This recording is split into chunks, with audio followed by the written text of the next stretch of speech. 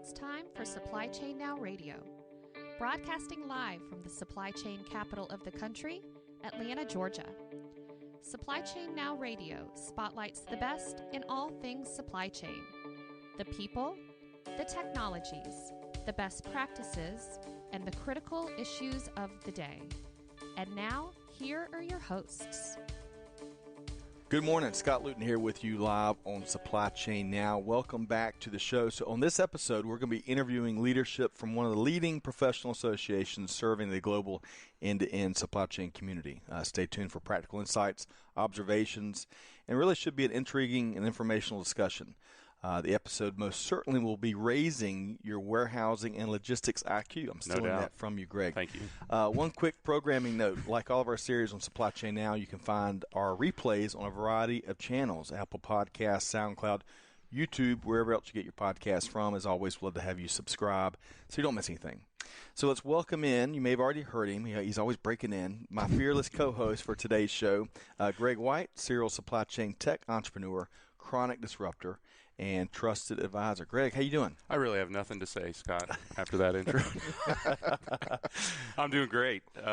Great week. It's good. Yeah, it's been a good week, hasn't it? I mean, there's a lot going on. Yes. Everybody's kind of back in the groove after the holidays. This one won't go out terribly late after we record it, so that's cool. Yep. And we're breaking new ground. Did our first LinkedIn Live? Yes, we did LinkedIn Live yesterday. Hey, look, we haven't even had a chance to edit it, so if you want to see some only minor, not too funny outtakes, take a look at that thing. It's on our LinkedIn. It's on the Supply Chain Now LinkedIn page, so take a look at it. That's right.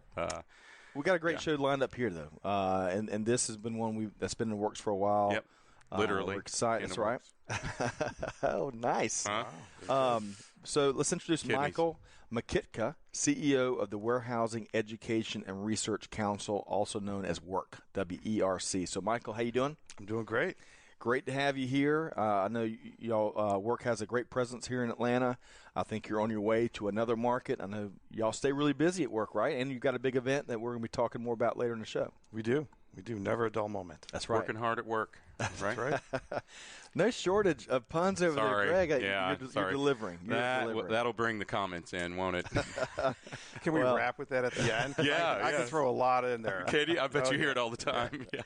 Well, so let's talk about, before we dive into Michael's story and what they're doing at WERC, what we want to do is get an update from the news desk. Malcolm has been working in overdrive. No doubt. And so what's on your radar, Greg? Well, Davos. I mean, Davos is probably on everybody's radar right now, the World Economic Forum in Davos, and a lot going on, a lot of news coming out of that. And for the first time that I can recall, a substantial amount of news around supply chain. So Kitak Lim, the Secretary General of the International Maritime Organization, said it's time to get serious about curtailing supply chain emissions. Specifically spoke to supply chain, not just business, so being aware of their emissions. And he's challenged companies there to reduce emissions by 50% by 2050. So that's a reasonable window, it seems like, right? That seems to be less aggressive than I would expect. Looking at some of the, we just talked about Nestle, since the world's going to end in 10 years, and P&G, and some of these other global organizations, and some of their goals when it comes to sustainability. A lot of that's built around 2025 and 2030. So even though 50% is a big number, 2050 seems to be. I thought that there'd be more aggressiveness there. Well, he's got some interim goals. One is to encourage the broad use. This is a broad term, but the broad use of zero carbon fuels by 2030.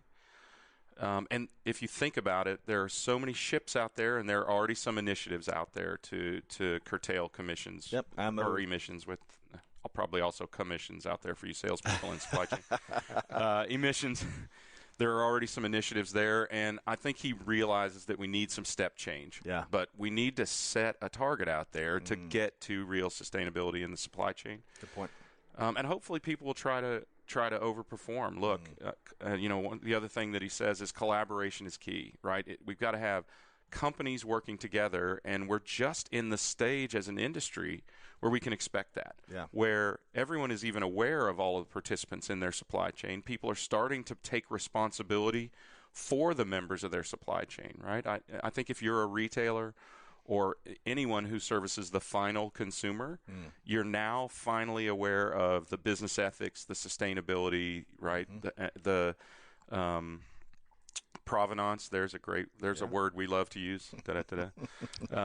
Provenance and chain of custody. You're so aware of those things, and also companies are so aware that every member of their supply chain contributes to their brand identity, right? And that you have to do business with ethical, good actors in order to protect your own brand. So now that awareness is out there, I think now is a good time to expect that we can start to see some real change.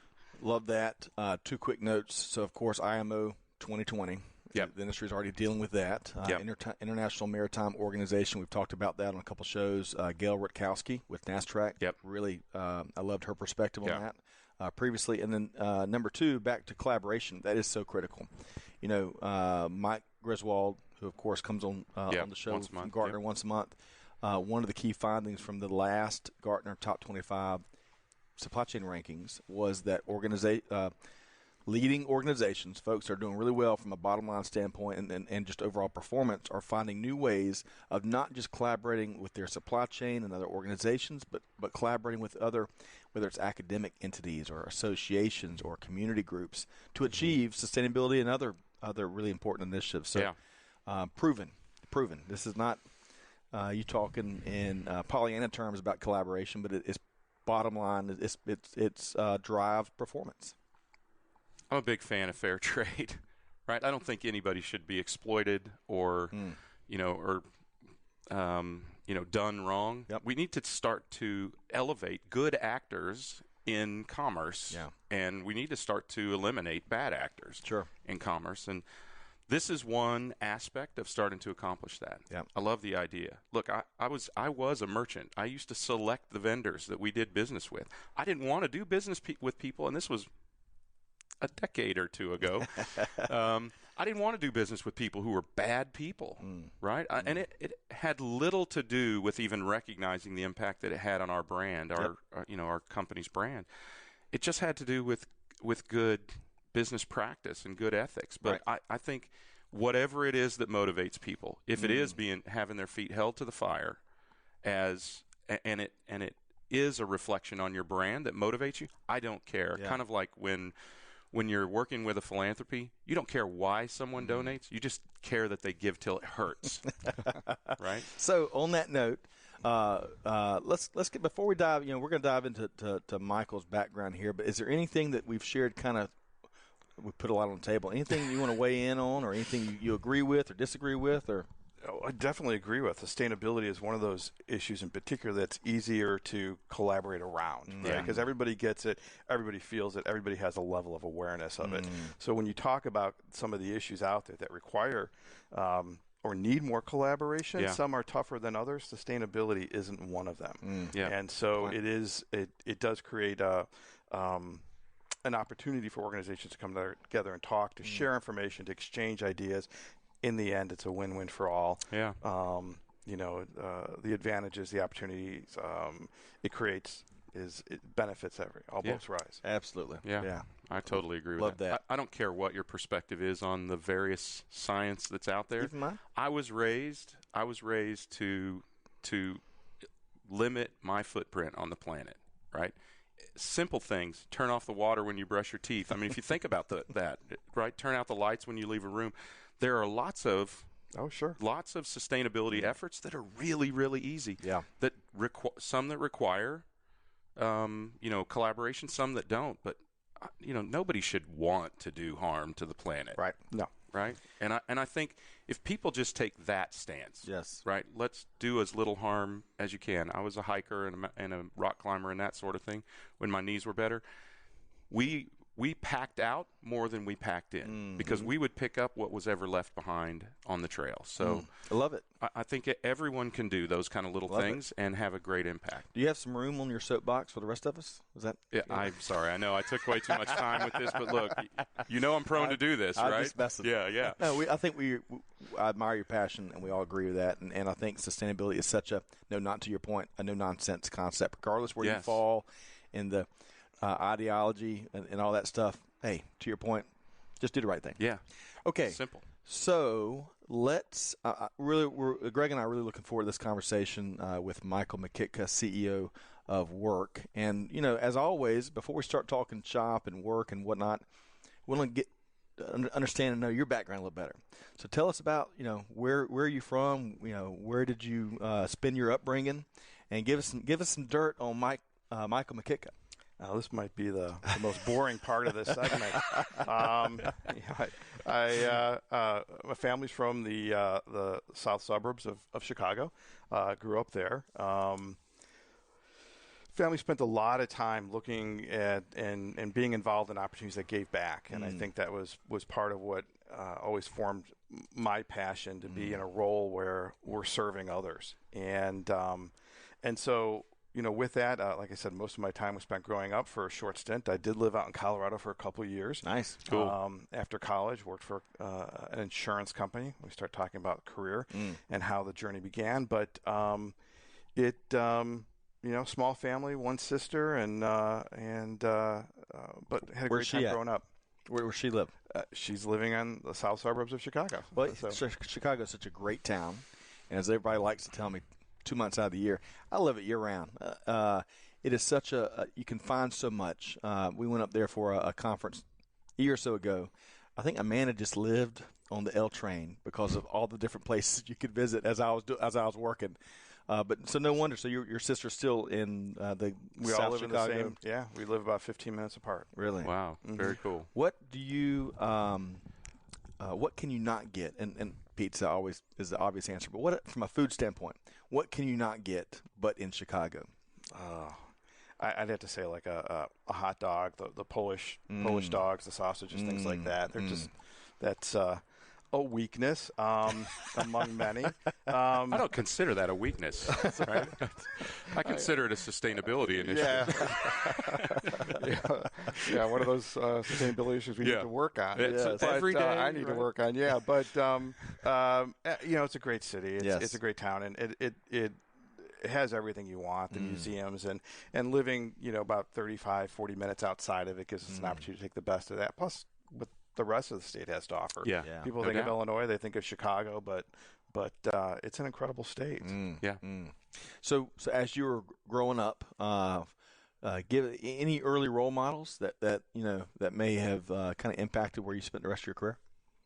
I was thinking about that, and I think really from an individual standpoint, it's family. I had grandfathers who were very, very focused on their family and their faith, and served as an inspiration to me. My one grandfather used to say, "What you don't know, people will teach you," and it's a lesson that I carry through. And so there's been a lot of influences, and my career has taken different turns, and I couldn't have written a script to get me to where I'm at now. 25 years ago, I never would have thought that one day I'd be sitting here doing a podcast with you all. So, got to have dreams, though, right? You do. I still do. Right?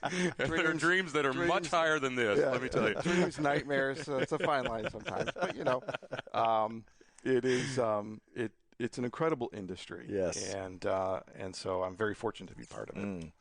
So I think you were kind of curious about the whole professional journey, right? So we kind of got to transition into that. So tell us a little bit about your professional journey. I mean, so we can start in Colorado, right? If you want, with your insurance gig, or wherever you think makes sense. I started out wanting to be in a role that's supportive to an organization, right? And I thought that would be HR or training. And my father was an insurance agent, so insurance was very much part of our world. And Illinois, an insurance agent, who'd have thunk it, right? Exactly. and so in order to get into those roles of training and development, you started out either in claims or underwriting. And so I started out in claims, worked for a company that moved me out to Colorado for a couple years, and had been doing it for about 5 years when I saw a job posting in the newspaper, when they used to do that back then, and it was for we should explain to people what newspapers are. Right. These big pieces of paper before Monster, right, or Indeed now. Yeah. Before you could search for job openings online. Every week the newspaper would come in, and companies would take out their ads of their job postings, and we would. And I saw one for a technical training developer for an insurance trade association, and it was to write educational material for this association. And I thought, well, I'm not really a writer, so I kind of let it go. And next week the ad was still there. And again, I thought, it's not what I expected, right? I mean, I'm supportive, but I'm not a writer. And the third week it was there. And so I thought, I'm going to apply for it. And that started my foray into associations. Wow. There is an industry of association management. There is an association for people in associations. Right. Really? There is. And I guess I should have expected that. On several levels. On several levels. Municipal, state, and then, of course, industries. Yeah. Correct. It's amazing. Right. The Industry Association of Industry Associations. Yep. Well, that was fate. For you to see that time and time again, and of course now you lead one of the most recognized, especially from a supply chain industry standpoint, industries out there. With one of the, I keep seeing on Twitter and LinkedIn, a lot of the writers in our industry like compiling, some of the top events not to miss year in, year out. WERC is on that regularly, so that must be rewarding for you and the team, right? It's a big feat. It is. I mean, we're very proud of the industry we represent and the segment we represent, right? We're agnostic, it's big right and it's now. big, and it's growing, and so whether it's retail or pharma or manufacturing, they all have distribution, and so being able to say we look at those industries and we're looking at the best practices and we're sharing among is really a big part of what our mission is. Yeah. So what? So we're going to talk about WERC and what it does in just a minute. But before you became CEO of WERC, what was your previous role? What was was it? So 20 plus years in associations. What preceded WERC? When I worked for the Insurance Trade Association, part of the education department was to manage the conference. Okay. And so I was there a week, and my boss came in with 3 big binders and said, we need to replicate this next year in Atlanta. Atlanta was the first city I ever produced a conference in. Very cool. So, down at the Atlanta Marriott Marquis, an awesome hotel, just overwhelming when you walk into it. Yes. And so that's where I started focusing on conference management and production, and went to WERC just about 20 years ago to work on their annual conference, and that's how it started. So let's talk more about WERC, because it's interesting. You made the point just a second ago. In this e-commerce era, warehousing has always been important, right? Warehousing, fulfillment, DC, that's always been an important part of supply chain. But a lot of folks, a lot of consumers that may not be in the industry don't realize just how critical that is to getting their products now a day later. It used to be 2 days. It used to be 2 weeks. Now it's a now day. It could be 2 hours later. That's right. Soon to be. Yeah. So let's talk more about what WERC, the organization. What's the mission, and what are some of the activities y'all do? Our mission is to support our members. I mean, our members help make sense of things, right? I mean, it's a very practical group, and it was a lesson I learned very early on. They are, actually, at my first conference. But it was they're very practical, and we look at our role as how do we support that? How do we make things help them make sense out of the things they have to make sense out of, and better their lives, better their organizations, better their communities. And that's where our focus is. And we actually began a journey almost a year ago revisiting that mission. And we're excited about, what the last year has brought us and the direction that's going to be taking us into. So mission number one, take care of the members. And I love how you a year or so ago kind of got back to the basics. I think sometimes, and especially all the news and social media and emails, just everything that comes, we're in information overload. A lot of times, even the most robust world class of teams can kind of, lose what the North Star is. But it sounds like a year ago you said, okay, re-emphasizing mission, job number one is take care of the member. Mm-hmm. Yeah. Right. And part of that, you had mentioned whether it's the DC or fulfillment center, that was something we kind of struggled with, because having the name warehouse in our name, it's admittedly a dated term. What does that mean anymore? Right. And so that was part of the research that we did over the last year. And what we've come to realize, I think affirmed what a lot of us knew, but whether it's a DC or a fulfillment center, a warehouse, some companies call them flow centers now. We're not so much focused on where things are happening, but what's happening, the processes. Receiving is receiving, and put away is put away, shipping is shipping. And whether it's happening within the four walls and you call it a warehouse, a DC, a fulfillment center, or what we're seeing now right out of the back of stores. It's those processes that we focus on. And it's really distribution. But Dirk doesn't have quite the same ring to correct, his work. Correct. Does, right? And we've actually we've coined the term distribution logistics, because logistics is so broad, but we narrow it down to the areas of distribution. And that's been an evolution. When I started with the organization, I was starting to see it then, where there was a time when they were formed. We're 42 years old now. Wow. We're focused on what happens within the four walls.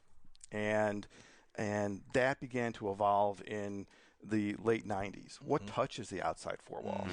And you have a warehouse manager in Des Moines, Iowa, that's dealing with CT pad issues at the Port of Miami, right? So they're no longer constrained by those four walls.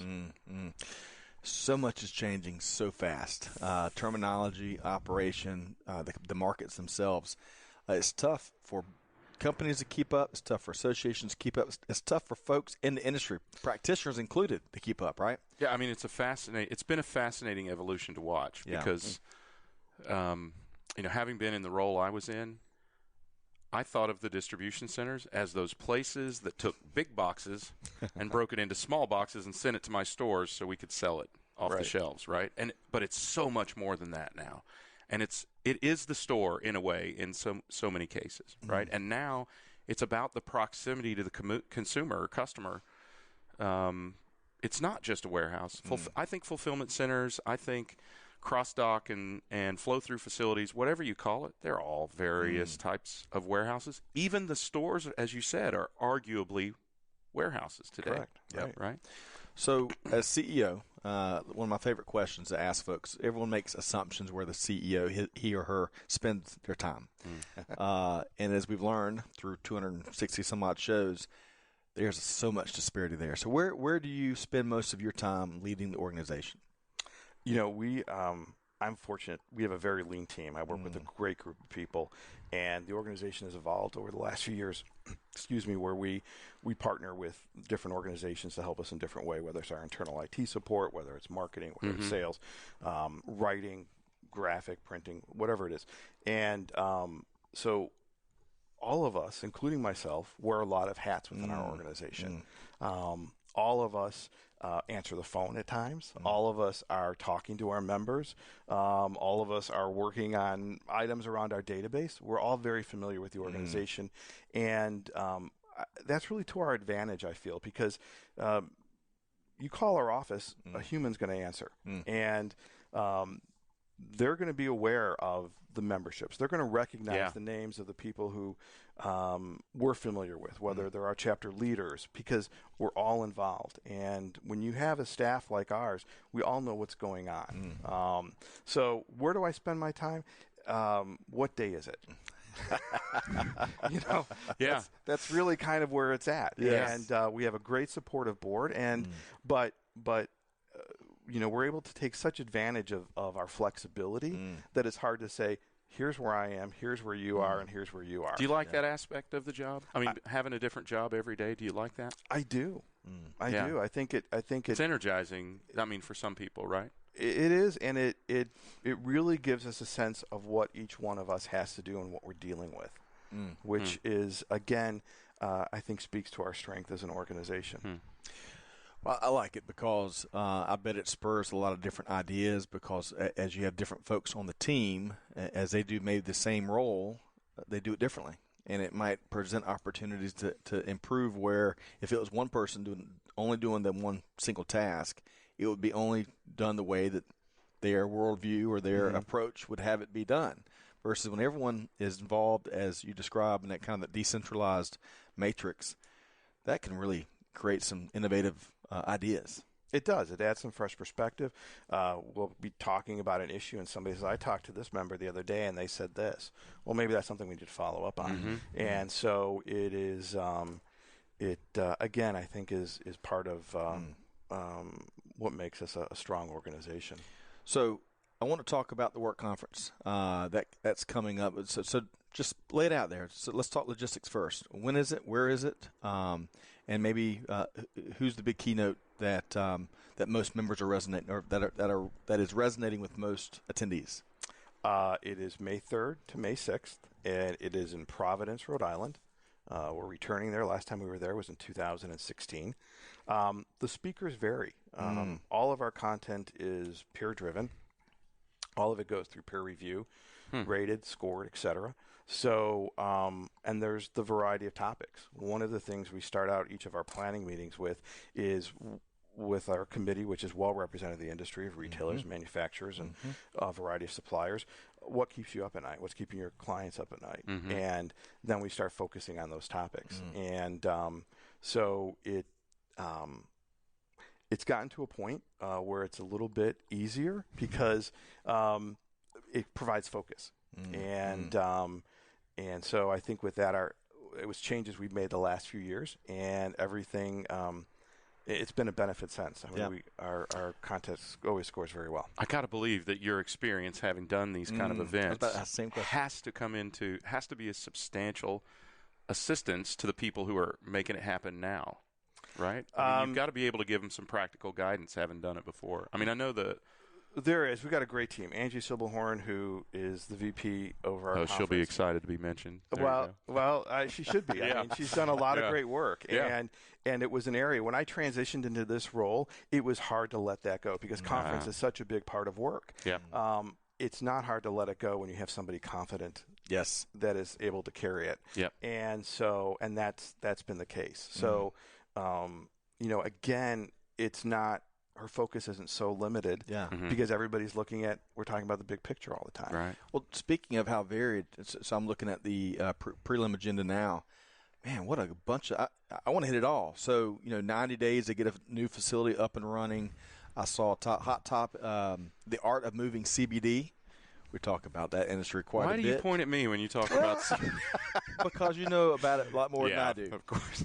I'm on the board. I'm on the board of a company who is in the CBD industry. That's right. That's right. These days, it's legal. Right. Supply chain innovation, what's working, what isn't. So, and this is just a couple of looks like 30, 40 different sessions. So clearly, that not that y'all are trying to be one size fits all or one stop shop, but you clearly you're recognizing the diversity of challenges and topics and aspects when it comes to the industry you're serving.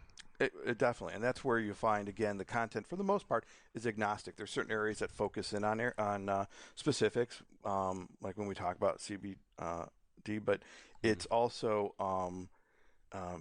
a lot of courses are general. So whether you're in retail or manufacturing, you're going to walk away with something. And that was another lesson early on. There was a gentleman on our board from Hershey, Ken Meismer, and he served as conference chair one year. And he said, it just has to be practical. It just has to be practical. And so that again, is what drives us when we're planning it all.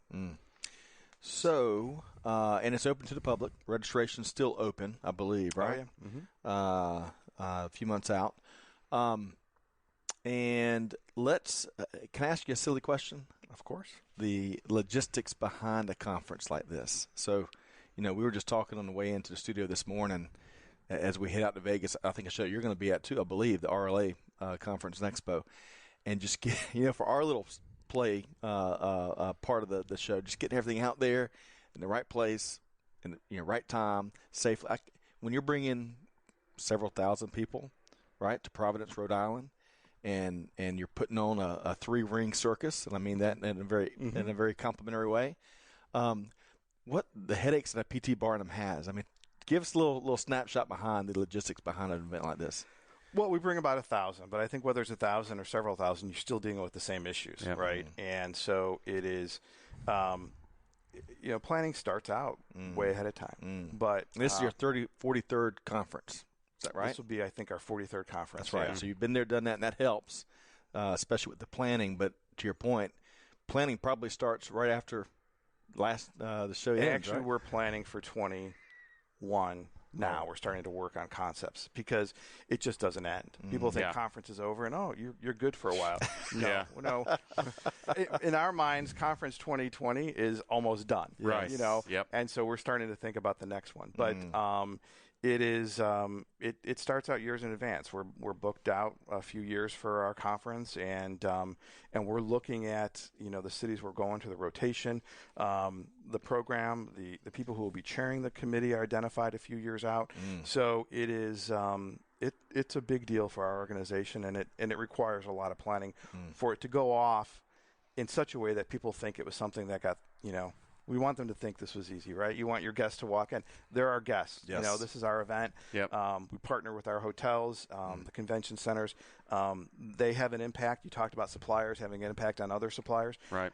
They represent us. Somebody checks in at that hotel desk. If they don't have a good experience, it was a bad experience at the WERC conference. That's right. And so we work with the best of partners. We communicate with them well, and hopefully things will go off when things are happening. When I first started, somebody said, "We know things are happening, but we don't see them." Yeah. And I'm like, "Well, then how do you really know?" But they know, right? Something happened. Some speaker's not showing up, or a room wasn't set, or something crashed. But again, our group is practical. They're used to those things, and they tend to flow with them. So, I want to kind of bring us back as we kind of move towards wrapping here. But I want to bring us back to something you said that just stuck in my mind, and you had mentioned what keeps your members awake. So, if you could pin down one or two trends or conditions in the marketplace that are occurring now, or that they have concerns that might be occurring in the future, talk about some of those things that are keeping your members awake. Labor is probably the number one issue now. It used to be when we go around the room, it wasn't mentioned as often as it is now, and we're seeing that, and we're hearing that, and certainly the research bears out. Bureau of Labor and Stats estimates in the next 10 years warehousing is going to grow by 20-some%, warehousing and storage. That's hard to believe, considering how fast it's growing already, right? Yeah. There's research internationally that's showing internationally it's going to be growing by 5 to 6% around the world. So how do we respond to that? And I think, again, this awareness of serving the greater good. Companies, our members are struggling with what they feel might be the right thing to do, but how does Wall Street react to that? And how do they find that balance? And there are some companies who are you talking about labor versus automation? Well, not necessarily only labor or automation, but with this workforce that we're developing, how do we create a professional pathway for them to think about this as more of a career? You're starting out here, but let's look at what your potential might be, and investing in that training and that education. So. That's one of the struggles, but then automation comes in, and when do you introduce it? How do you introduce it? The risks of introducing it, not just from a labor perspective, but the costs and will it produce what you expect it to? And so it's finding that balance, because you can put technology in, you still have to have the people be able to run it. Right. And so there's a little bit of a chicken and egg going on in the industry with that regard. I think there's still leadership wants the latest bells and whistles and gadgets and technology, even sometimes if there's if that's not a priority, right? We love the phrase, practical application, right? So that you get what you need, you implement it, and folks know to your point, folks know how to use it, right? Because what's the value of the latest and greatest technology? And having just possession or ownership of it if no one knows how to use it, right, effectively. So that's probably an ongoing. Is that a common theme that's baked into a lot of the workshops and conferences? Again, our audience tends to be pretty practical. I think they're getting some of that pressure from others within the organization, but they know enough to say, there was a time when RFID was it, right? Right. I mean, exactly what the retailer that said there's the top 100, you're going to be compliant with RFID policies by this date or you're out.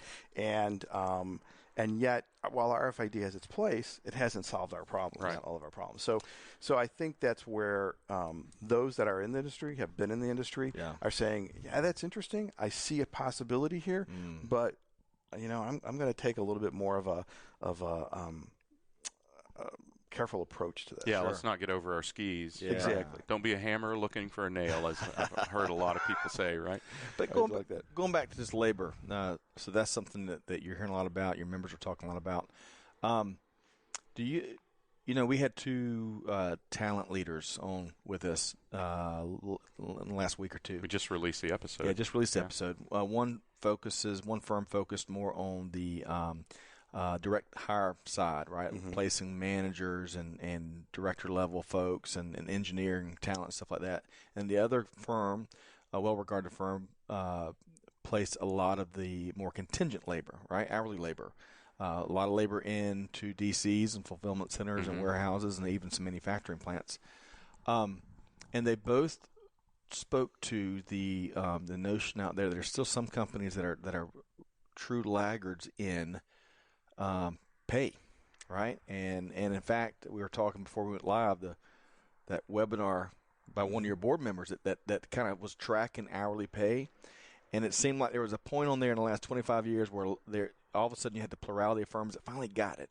They finally got that a lot of the folks that they were paying $9, $10, $11 for were having to work two jobs to make ends meet, right? Any initial thoughts? How are you seeing the industry now that you've got one DC in the same market competing for some of the same hourly talent that make fulfillment? They're competing. A quarter or a dollar more here, they're just swapping. What's your take? Do you think the industry is really kind of understanding now how empowered the hourly workforce is? I believe they are. I mean, whether some are responding to it or not is another question. Yeah. But I think they see it. We have a company presented at our conference last year, and they don't have a labor issue. They've invested in their culture. They've invested in the flexibility they're offering. So they're offsetting that. And so somebody isn't going to jump ship for $1 because they have some flexibility. They have greater vacation time. Exactly. Yeah. I can take time off to go to my kid's school, or if my kid's sick, I'm not worried about whether I'll have my job or not. And so there's the trade-off with it. Pay's still important, right? You want that person to have one job and not be working 80 hours a week. Right. But companies are looking, how can we balance that? Yep. Well, and that awareness that you talked about before, the intentionality of recognizing that, hey, somebody's not going to be a dock worker forever, right? They're not going to be a picker forever in the warehouse. Creating a path for them, I think, helps allay that concern substantially as well, right? Because they can see a path to a greater tomorrow, right? I might even be $9 or $10 an hour today, but I know I can work to 12 or 15 or 20 or 30 or 40 or whatever it is, right? Yeah. Right. And that's actually something we're working on. I told you the initiative we started last year is, can we create a program for those supervisors, for those young managers, so that they see that there is a professional pathway, and for companies to be able to measure their employee skill sets, affirm their skill sets. So somebody has something that might be transferable, whether it's a certificate or credential of some kind. Yep. And that's actually an initiative that we're in the midst of right now to respond to that need. Outside of labor, what else are you seeing out there, either happening now or that you see could or maybe even should happen in the future in your industry? So much of our focus has been on labor right now. The adoption of IT is one that's a big question. And, of course, big data, how to make data useful. In the warehouse. Exactly. There's so much information, and there's those companies that want to measure everything, but and there's going to be even more. There's going to be even with more. 5G, it's already, I think our phone right here is on 5G here in the Atlanta market. I read something in Industry Week magazine last week. They were talking about kind of the three big ways that tech's going to shape manufacturing in 2020. And the very first one is there's going to be more machine customers or users of 5G than humans. And it's already starting, right? Because to your point, we're equipping everything with a sensor. We're collecting so much data. But how do we use it? Just because you've got it, that's not even half the battle, right? But all 5G does is make it come at you faster. Right. That's all it does. More data. Right. Water through a fire hose. Right. Through a fire hose. Right. So along these lines, kind of second cousin of big data and IT automation, right? We're talking to a lot of other conferences and associations where automation is the number one thing folks are talking about. I know you've met with some of the Atlanta area firms that are providing robotics into plants and warehouses. Right. What any observations? Is that part of the buzz you're hearing from your members and whatnot? It is, and I think again it's this cautious, optimism towards it. Will it make a difference? How can we use it? When and at what time do we introduce it? There's a lot of sensitivities, right? The economy's doing well now. You've got low unemployment. Is now the time, or am I going to push this off a few years until it's more refined and until I understand it better? Sometimes is the case too. So it is. I think timing is is an issue of when. It's not a matter of will it. It's just a matter of when. That's right. Okay, so before we start to close here, we're going to make sure our listeners know where to learn more information about WERC and the conference and all. You haven't been a part of all the WERC conferences, but you've seen a lot of them during your time. What's your favorite thing? If we didn't have a microphone in front of you, and you're talking with your family or your team, and it's something you look forward to each year, what is that about the WERC conference? Wow. We have great general session speakers. I thought he was going to say the drinks. I thought he was going to say the networking or the people that come back each year. Or those are some things I look forward to. But. It is. I mean, there's so many parts of it. But I focused on no microphone, of course. Right. I'm fortunate. I get to sit in that room when we have these people up on our stage, and we bring in some incredible speakers that have some incredible stories to tell. It is seeing people year after year. There is a following. There is the group that come every year because of their network of really now friends, and this might be the only time they see them in a year. Yeah. But it's always changing, and that's what's kind of interesting. It's a bit of a laboratory in that we try different things, and what might work one year we may or may not repeat or we'll tweak and that type of thing. So we really work very hard to keep it fresh, and so it's always kind of stepping back to see how are those changes being met. Love it. Well, look, the dynamic of an event like this is such that you can present all sorts of information. But what I've experienced, and we've had various companies we've had customer events as well. And what I've recognized is that what people take away might be one thing, but it can be an extremely impactful thing. And you have to expose yourself to the opportunity, and you have to be aware of what your current pains, your current concerns are, and have your mind open to that when you're at an event like this. Because you might go to an event where you're talking about real estate in regard to how to position your warehouse, but you might actually hear that somebody is using this fire extinguisher system in their difficultly placed warehouses, and that's a problem you've got, and you've solved that problem by doing that.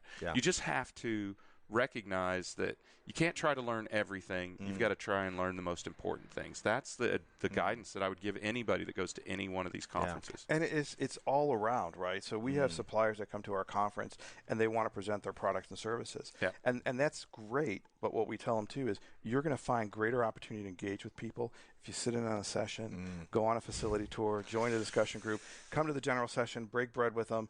And that's, if you stand in one area for 6 hours and you think that's how you're going to make your connections, you're missing the boat. Yeah. I bet there's a lot of peripatetics that are leading those facility tours. Folks that like to move while they're talking, isn't it?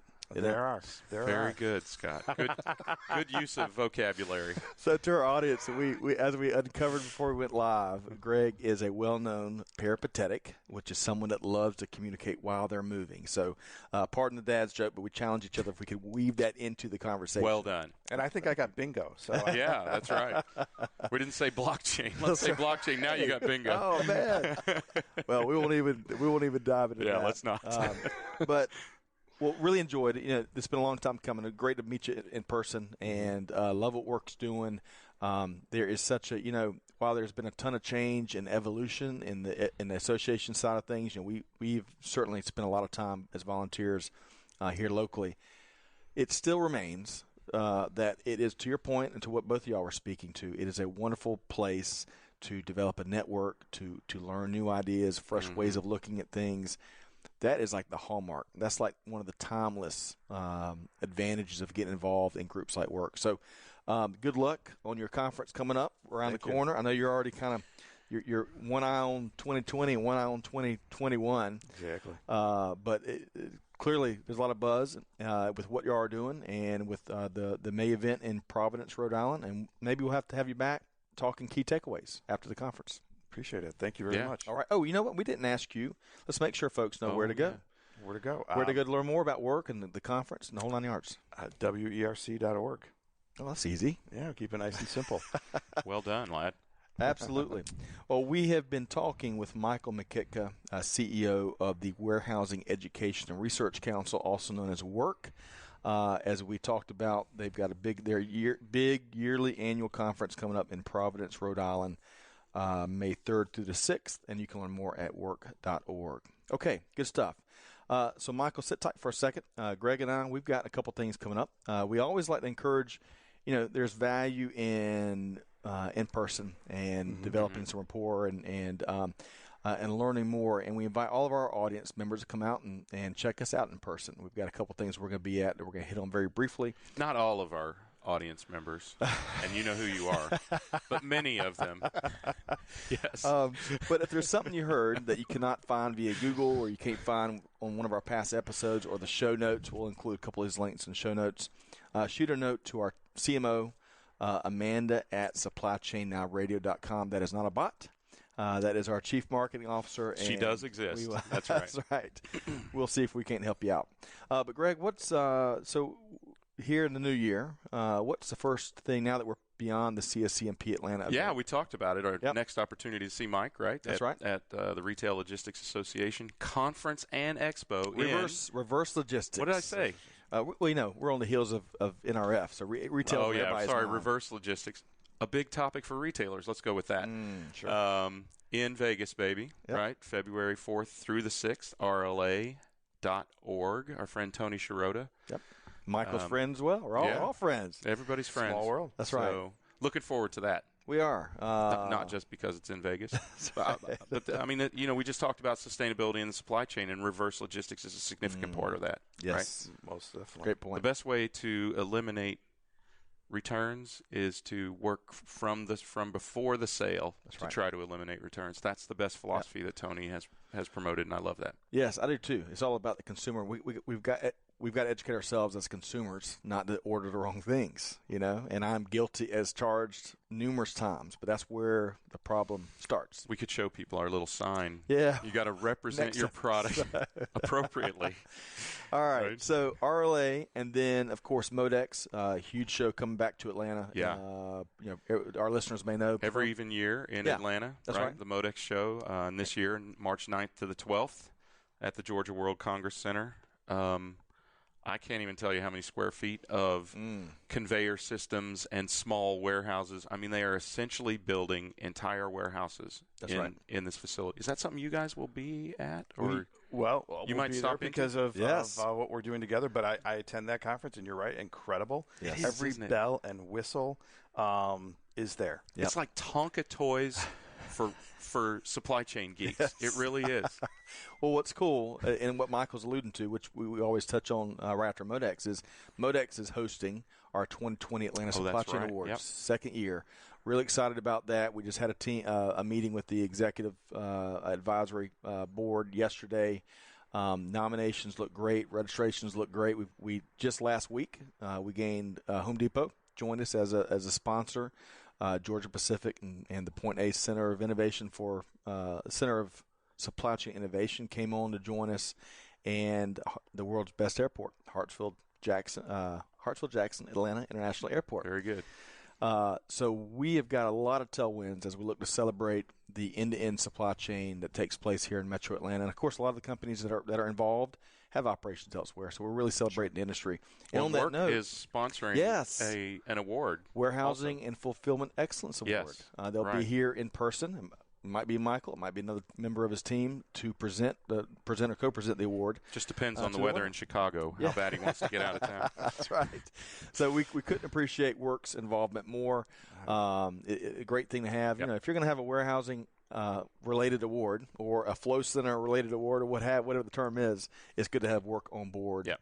We appreciate the opportunity to be part of it. You bet. So the good news is it's free to attend MODEX, MODEX show.com for more information. Of course, those links will be on the show notes. The Atlanta Supply Chain Awards, that is a sub-event of MODEX. There's a small fee there to join us for that lunch event, but AtlantaSupplyChainAwards.com, free to nominate. Come out and join us for the event or sponsor the event, or you can come out and hear our keynote, Christian Fisher, President and CEO of Georgia Pacific, which would be an excellent keynote.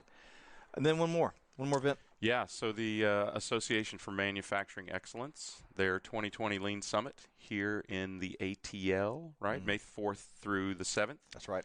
We're going to be there just the first day. That's right. Right? So while everyone else is sipping drinks and networking, we'll be working our little tails off. Yeah, I love it. Yeah. Talking with the people. We're going to put microphones in their faces after they pour a couple beers down their neck. Well, great group. You know, that group, the Association for Manufacturing Excellence, dedicated to that. Well, obviously that sector, but continuous improvement. Yep. And that while that's a regional event coming up in May, they're bringing their biggest event of the year to Atlanta in 2021. All right. So looking forward to that. AME.org, and of course it'll be on the show notes as well. So. Big thanks to not only our audience for tuning in today, but our guest speaker. Hopefully y'all enjoyed it as much as we did. Michael Mikitka, CEO of WERC, which stands for the Warehousing Education and Research Council. Learn more at werc.org. And on that note, Greg, anything else on your end before we sign off once more? I feel like I've said enough, don't you? This has been well, I think there's a lot of kindred spirits here, right? And I loved, we could have made the news story on the front end several episodes. So, but really have enjoyed it. To our audience, be sure to check out other upcoming events, replays of our interviews, other resources at supplychainnowradio.com. Find us, Greg. Where can they find us? Apple Podcasts, Google Podcasts, Spotify, SoundCloud, and YouTube. Don't forget to check us out so you get to see us, not just hear us. Because we look like you don't want to see us, but we do know. But what's funny, Michael, is typically I'll get Greg on that question. He'll already be kind of on to the next show or checking something here. He was ready. I was ready, man. I knew you were going to throw down the gauntlet today. Well, so on behalf of the entire team, Scott Luton here, wishing you a wonderful week ahead, and we will see you next time on Supply Chain Now. Thanks, Keep everybody. it classy, Seattle.